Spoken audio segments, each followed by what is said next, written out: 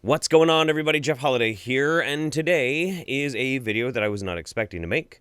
I'm currently in the middle of editing a video that is very similar to this video, but about a different topic. You see, the problem is that while YouTube and Facebook and all these other companies want to try and fight pseudoscience and try and make sure people are getting good information, those things, especially things that have to deal with the current pandemic, are very attractive to people, and so these videos are going viral very quickly. The reason why I'm tackling this one right now and putting the other one off for maybe a couple days from now is because this one's a little bit more new, it's a bit more recent, and I think it's actually probably more dangerous. The reason being is that it actually could, to a passive observer, sound like it could be legit. Now, the truth is, it's not. It's actually hilariously wrong in many, many ways. And so we're going to take a look at it, and we're going to pour through all of the claims, and we're going to shred it apart like we do. This is a promo to an upcoming documentary called Plandemic. But it's a promo that's 28 minutes long, so we'll have to condense it and tackle the big ideas in it. Big ideas. So let's get started. Wow, look at that. In just a few hours, it jumped by another 1 million views. Another million, like, I'm not kidding around here. I'm recording this right now at about 3:30 p.m. When I first looked at this thing this morning, maybe 4 or 5 hours ago, it had half the views. And like, look at the rating on this.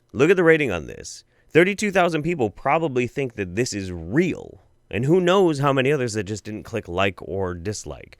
I mean, oh my God. Okay, and this is why I got to get this out, and I got to get this out like right away. I probably won't even monetize this video because if I try and monetize it, it probably will get suppressed. So I'm just going to release this thing, all right?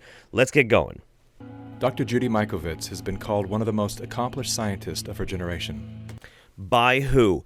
Never been able to find any record whatsoever of somebody actually calling her that. By who? We'll go over her record in a minute. Her 1991 doctoral thesis revolutionized the treatment of HIV/AIDS. According to who? Never found one instance that is actually the case.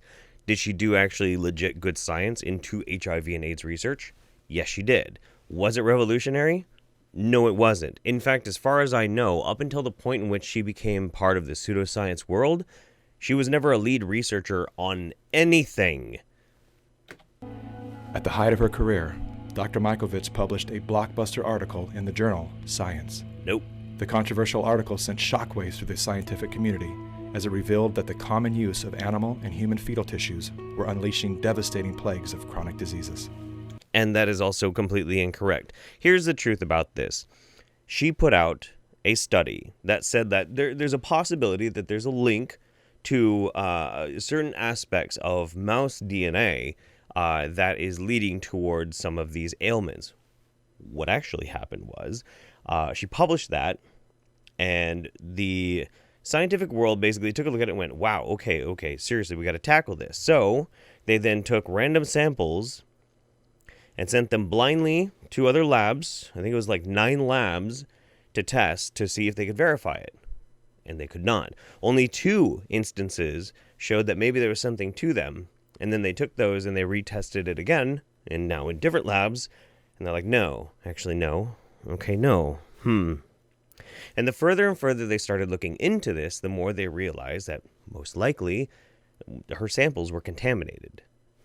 Simple as that. Laboratory contamination. But how they're going to frame it, how this guy is going to frame it. For exposing their deadly secrets, the minions of Big Pharma waged war on Dr. Ovitz. The minions of Big Pharma waged war on Dr. Ovitz. Okay. That's a good way to describe peer review, but, you know, whatever. Destroying her good name, career, and personal life. Now, as the fate of nations hang in the balance, Dr. Ovitz is naming names of those behind the plague of corruption that places all human life in danger. It's a network of corruption as nations hang in the balance. Oh my God. So the guy who's making this documentary, Plandemic, is a man by the name of Mickey Willis, and you might recognize him from the semi-viral video where his son for his birthday got a duplicate toy, and so he took his son to a toy store. Son wanted to get a mermaid doll, and he said sure, and defended that decision. Kind of oddly exploitative, if you ask me, but he's a filmmaker. You know, then we tend to be. But all that aside, he is a producer for socially and spiritually conscious films called Elevate, and he's the creative force behind the Plandemic movie. Just thought I should point that out. So you made a discovery that conflicted with the agreed-upon narrative. Correct. And for that, they did everything in their powers to destroy your life. Correct. You were arrested, Correct. and then you were put under a gag order. For 5 years, if I went on social media, if I said anything at all, they would find new evidence. And that's not a gag order, for one. Let's cut through this garbage real quick and explain what happened. After the embarrassment that was her failed study, that was replicated over and over and over and over again with not the same results, and nobody could back up what she claimed, she was let go from her research department, and she tried to take property that belonged to the lab, the school, with her. And they said, no, that's not okay. That's our stuff. And so they called the police. The police arrested her, and she sat in jail for 5 days. And then they were like, you know what, just don't do it again. And that was it. But gag order, they will find new evidence. That's not how a court works. I've looked into this, and I can't find anything about them like putting a gag order on her. I really simply believe this is just made up. And so what did they charge you with? nothing. But you were in jail. I was held in jail with no charges. I was called a fugitive from justice. How can you be a fugitive from justice if you're in jail? No warrant. And I like literally dragged me out of the house. Our neighbors are. I like how they're using footage of like a SWAT team as if that's the footage that Heads of our entire HHS colluded and destroyed my reputation, and the Department of Justice and the FBI sat on it and kept that case under seal, which means you can't say there's a case or your lawyers are held in contempt of court. So you can't even get a lawyer to defend you. So every single due process right was taken away from me, and to this day remains the same. I have no constitutional freedoms or rights. What in the hell is she talking about? I have no idea what she's talking about. Look, I get that obviously she got, it sounds like a bum deal, a bit of a bum deal.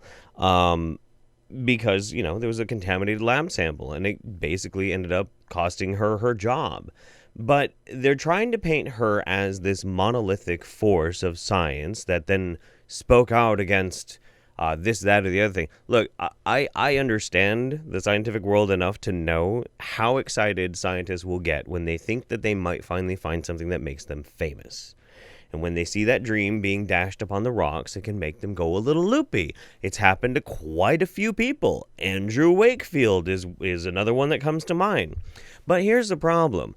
Way even before this whole thing happened with her, there was already a suspicious couple of clues that she had anti-vaccine beliefs, okay? She was not a monolith of her industry. She was usually working underneath someone else. How she came about to be even working for that institute, here's the thing. After she was done working in research, she then went to go and work for a pharmaceutical company. That failed. When that failed, she then ended up being a bartender. She was a bartender. And it just so happened that because she liked to talk about viruses, because she's a scientist, Somebody heard about that, knew these people who had a whole lot of money, who were looking to do some research into very specific things, and they brought her on board. Now, there's a couple of really curious parts to this, and the more of the details are revealed in the blog post that I have linked down below, written by Dr. David Gorski, who is invaluable for very quickly getting a lot of really good references for what the problem is with her and this whole pandemic situation. So thank you for that. But suffice to say, this is how they're like building the case. She has to be a hero. She has to be persecuted. And then there has to be a wild claim like she has no constitutional rights, of which there is no argument that that's the case. Now, I've ranted long enough. Let's get to the meat and potatoes of this. So to try and very briefly explain what her connection to Fauci even is apparently she worked with him sometime in the 80s working on detection of HIV in saliva and blood. Now, she was part of a group who was analyzing samples, and they got these samples from a certain scientist in France, and it was a confirmatory study where they believed they confirmed the presence of HIV in saliva. Fauci, according to her, suppressed this information for several months until his friend Robert Gallo could instead publish his paper on it rather than let this French researcher publish the paper. A lot of this doesn't really make a whole lot of sense for various different reasons, not the least of which is why nobody was communicating through telephone, or why, if she was so worried about it, why didn't she communicate with this researcher by telephone? As well, her claim is that the delay of a few months is what led to millions of people dying, which, don't get me wrong, the AIDS epidemic was horrific and awful. And perhaps if there was a delay, yeah, I suppose you could say that, science doesn't necessarily move very quick. But largely there's the biggest problems of why this whole thing is supposedly to have happened. In her mind, and how the filmmakers try and push it, it's for patents to make money by selling vaccines, because according to them, vaccines are evil. But also, even more so, there's no evidence for any of this anyway. It's just her word. And there is plenty of reason to doubt her, but we'll get there. If we activate mandatory vaccines globally, I imagine these people stand to make hundreds of billions of dollars that own the vaccines. And they'll kill millions, as they already have with their vaccines. There is no vaccine currently on the schedule for any RNA virus that works. So I have to ask you. Oh, wait, what did she just say? What in the hell did that woman just say? And they'll kill millions, as they already have with their vaccines. There is no vaccine currently on the schedule for any RNA virus that works. Wow, that's a bold claim. That's spicy. Okay. Are you anti-vaccine? Oh, absolutely not. I'm, in fact... Hey guys, look, I just wanted to address this rumor that I'm anti-vaccine. No, look, none of them work. They're all bullshit and they're all dangerous and they kill people. But I'm not anti-vaccine. Okay, I'm not actually. It's complicated. What is your reasoning for this? Vaccine is immune therapy, just like interferon alpha is immune therapy. So I'm not anti-vaccine. My job is to develop immune therapies. That's what vaccines are. But none of them on the schedule work. Well, you need super vaccines, or you need green vaccines. I don't know. You believe that this virus was created in a laboratory? Oh, here we go. I wouldn't use the word created. Oh, yeah. But you can't say naturally occurring if it was by way of the laboratory. Oh. So it's very clear this virus was manipulated. This family of viruses was manipulated, engineered, and studied in a laboratory where the animals were taken into the laboratory. Okay. And this is what was released, whether deliberate or not. That cannot be naturally occurring. Somebody didn't go to a market, get a bat. The virus didn't jump directly to humans. That's not how it works. That's accelerated viral evolution. If it was a natural occurrence, it would take it up to 800 years to occur. From when? From when? Hang on a second. Hang on. Can we, look, I hate that I have to do this, but here we go. All right, so we're going to examine her claim that the coronavirus would take 800 years to mutate from an animal into a human. Okay, now, let's just think about this logically. From when? Viruses can have been around, in some cases, for millions of years. We don't know how long the coronavirus has been in existence. We have no functional way of understanding. We've only really truly understood virology for a very brief flash in the pan of history. Like our ability to detect viruses has only been around so long. I don't even know how long it is. What, 100 years? 150, something like that? I mean, I'd be surprised if it was more than that. So at what point, what marker do we say that it can jump into human beings? But you know what? Even more so. There are a lot of different types of coronavirus. Okay, a lot, and in fact, shockingly, there are a lot of types of coronaviruses that already infect human beings right now, and has been for years and years. Some just make people mildly sick. Some make people pretty damn sick. If it already can, obviously, this large family of viruses end up, in some ways, in some iterations and mutations, affect human beings, why in the world would this one instance, this one, would require 800 years? In 1999, I was working in Fort Detrick in USAMRIID there, and my job was to teach Ebola how to infect human cells without killing them. Ebola couldn't infect human cells until we took it in the laboratories and taught him. What? Is she claiming that Ebola was genetically engineered in a lab to infect human beings? Is that what she just said? What?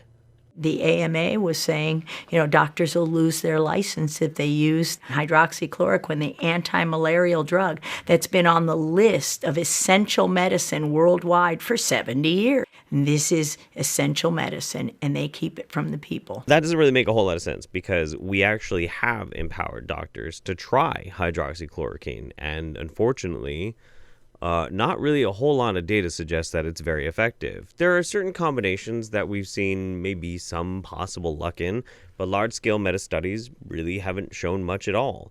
But this idea that, doctors are being put at risk or being at threat if they try this drug is false, demonstrably false, wildly false. We want to know. And honestly, despite the response I got to one of my videos last month, I do actually want it to work. I would rather it work than it didn't.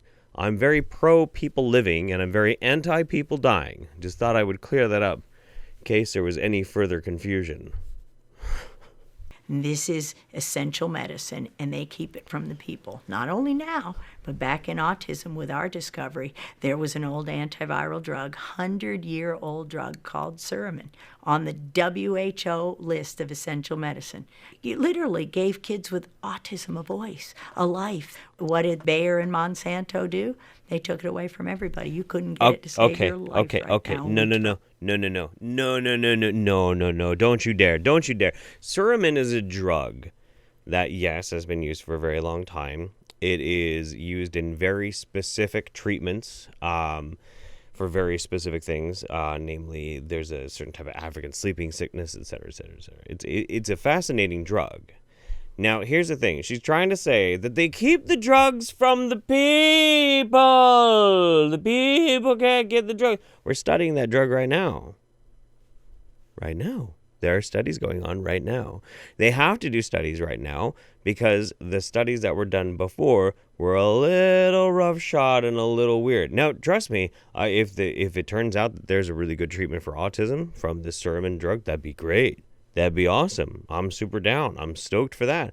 I'm going to start trying to keep my eye on that as well. I'm not disparaging the possibility that maybe there's something to a sermon autism connection. That'd be awesome. But this idea that they have been suppressing the truth from the people, when we're literally doing the research right now, we're literally doing it. And Monsanto and Bayer had something to do with it? What? No. What are you talking about? This is just manufactured bullshit. It's a manufacturersy. It's a nothing burger. It's a no. I don't even know where she got this. Is it safe to say that anything that cannot be patented has been shut down intentionally because there's no way to profit from it? All these natural remedies that we have had forever. Absolutely, that's fair to say. What? And that's exactly what's going on. Oh my in God. COVID-19. The game is to prevent the therapies till everyone is infected and push the vaccines, knowing that the flu vaccines increase the odds by 36% of getting COVID-19. Where does that data come from? A publication last year where the military who had been vaccinated with influenza were more susceptible to coronaviruses. Okay, let's take a break there. Let's take a break there because this is great. This is, man, you know, it's like when a meteorologist gets to see all those weather patterns just coalescing together. Like, it's the perfect storm. Me, a pseudoscience and bullshit debunker, I have similar feelings sometimes when things like this tend to happen. No, actually, you don't have a more likely chance of getting the coronavirus if you had the influenza shot. You do, however, have a much higher chance of catching the coronavirus if you're in the military. Anybody want to pause it a guess? What is it about the military? I mean, what is it about the function of how you have to live while in the military that could lead you to getting infected with a highly infectious disease? Barracks. The fact that they all sleep roughly in the same area, are in close quarters with each other all the time. It could be that, you know, stuffed into a ship or a submarine or an airplane or a armored personnel carrier. I mean, it could be that. It could, but I mean, you know, that's just, look. You got to get all that rationalism out of here. We're talking about widespread conspiracy theories. And I know I'm such a party pooper. I apologize. Whatever can be done with me. You're not the first virologist who has told me that we're doing the exact opposite of what we should be doing to contain and to create immunity from this virus. Why would you close the beach? You've got sequences in the soil, in the sand. You've got healing microbes in the ocean, in the salt water.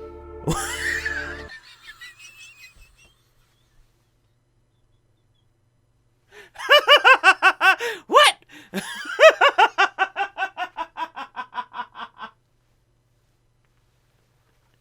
No. Hang on. No. Come on. Why would you close the beach? You've got sequences in the soil, in the sand. You've got healing microbes in the ocean, in the salt water. Yeah, man. We need those healing microbes from the ocean and the None of that makes any sense. What? Why would you close the beach? You've got sequences in the soil. There are sequences in the soil, everyone. There's sequences in the soil. Genetic sequences? I don't know. Soil is a kind of a loaded term. Are we talking about the various different bits of bacteria in the soil? Would that help us with our coronavirus? In the sand, you've got healing microbes in the ocean. Healing microbes in the ocean. What are healing microbes in the ocean? Does anybody... where can I get some healing microbes in the ocean? Like, do they help with hangovers? I'm interested. Hit me up. In the salt water. That's insanity. Yeah, that's insanity. That's crazy. That makes no goddamn sense. These institutions that are polluting our environment and our bodies. Uh-oh. There was a time when they actually had to fight their own battles. But they've done such a great job at manipulating the masses that it's other people shutting down other citizens, and the big tech platforms follow suit and they shut everything down.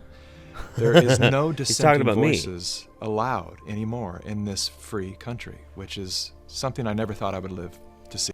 It's so weird. There's no dissenting voices. There's no dissenting voices allowed in this country. There's no dissenting voices allowed in this country. There's no way to get out a message that's counter. There's no way to manipulate information and find a way to get people to think a different way than the norm. There's no way to have extremely popular pseudoscience bullshit.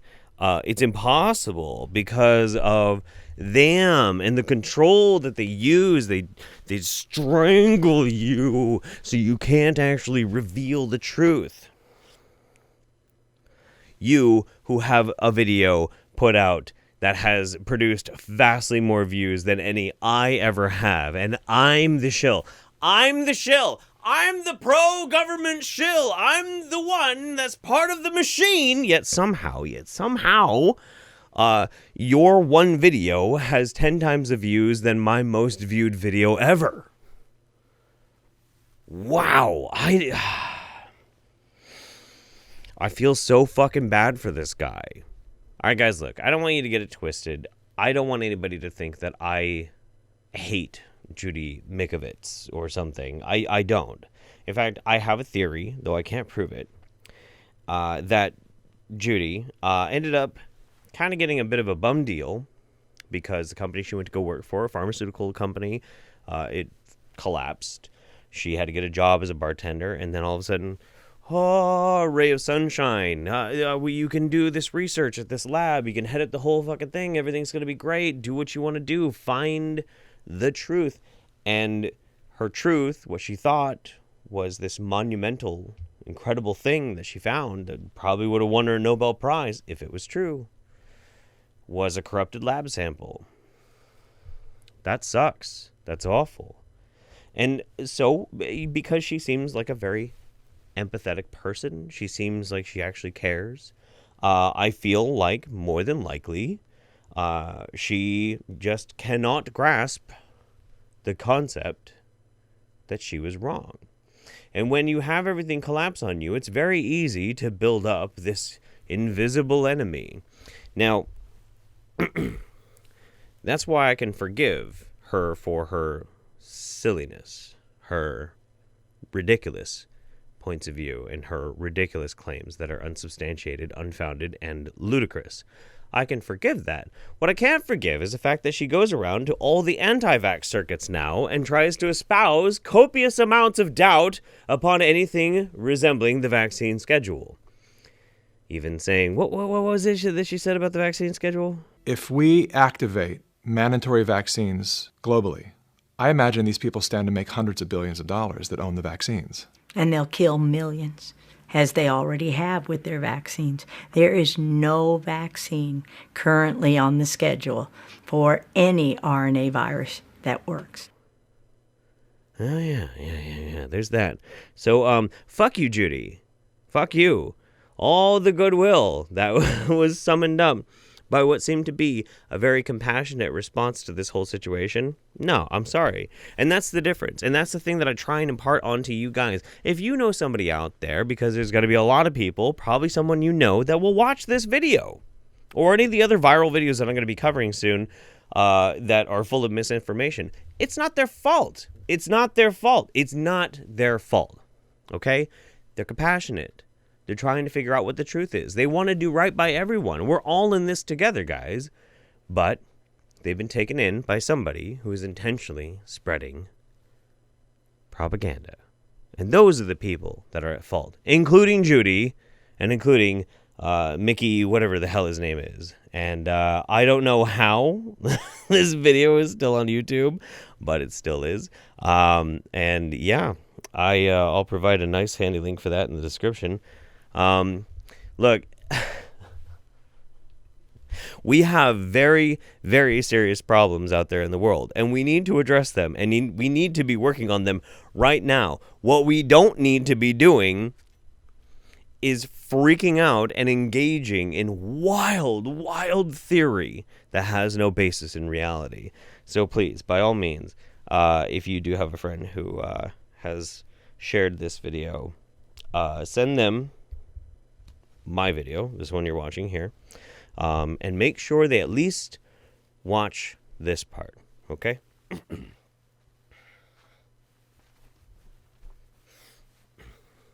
Hi, my name is Jeff Holiday. I used to be like you. I used to be very, very scared of the idea that there are things out there that are being obfuscated by the powers that be. I understand. I totally have a lot of compassion and understanding for that because I was like you. But here's the thing. When you start to believe somebody randomly on the internet, it is far too easy for them to twist things around and to paint for you a paper tiger. A paper tiger is a concept of something that is very, very scary, but it ultimately is not real. It's a manifestation. It's an illusion. Okay? In this case, this is usually what we're dealing with. Now, I'm going to say something that those other people that are trying to tell you what to believe are not going to tell you. Don't believe me. I'm just some guy. But stop for a minute and consider where these people get their sources, why they think the things that they think, why they do the things that they do. And if ultimately at the end of the day, if you really stop there, if you really don't want to be manipulated, and you go through all the process to try and vet the information all the way down, 2, 3, 4 factors down to really understand where this information is coming from, and you still believe some of the things that were claimed in the video that I'm trying to debunk, that's okay. That's okay. Believe what you want to believe. It's a free country. And if you're not in my country, well, your country should be as free as mine. So that's okay. But I hope that you will at least listen to what I have to say and consider it. And from my family to all of yours, whether you believe in the wingnut stuff or you're one of them pseudoscience badasses who subscribe to me, I hope you and your family are well. Take care of yourselves. I'll see you next time. All right? Bye-bye, everybody.